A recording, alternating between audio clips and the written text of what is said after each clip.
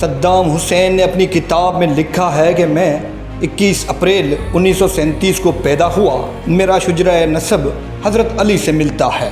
شاید اسی لیے صدام حسین میں حضرت علی جیسی بہادری اور طاقت تھی۔ ایک بار صدام حسین پریس کانفرنس کر رہے تھے تو وہاں پر ایک خاتون آئی اور کہنے لگی کہ اسرائیلی فوجوں نے میری بیٹی کے ساتھ زیادتی کر کے اسے بے رحمی سے مار ڈالا اور تم یہاں سکون سے بیٹھے ہو۔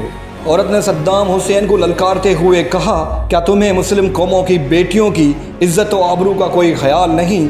تاریخ گواہ ہے۔ یہ بات سن کر صدام حسین رونے لگے اور کہنے لگے، میں اللہ کی قسم کھاتا ہوں کہ میں اسرائیل کو تباہ کر دوں گا۔ اور صدام حسین نے 48 میزائل داغ دیے، جن میں سے 42 کامیاب ہوئے اور اسرائیل کو تباہ و برباد کر دیا۔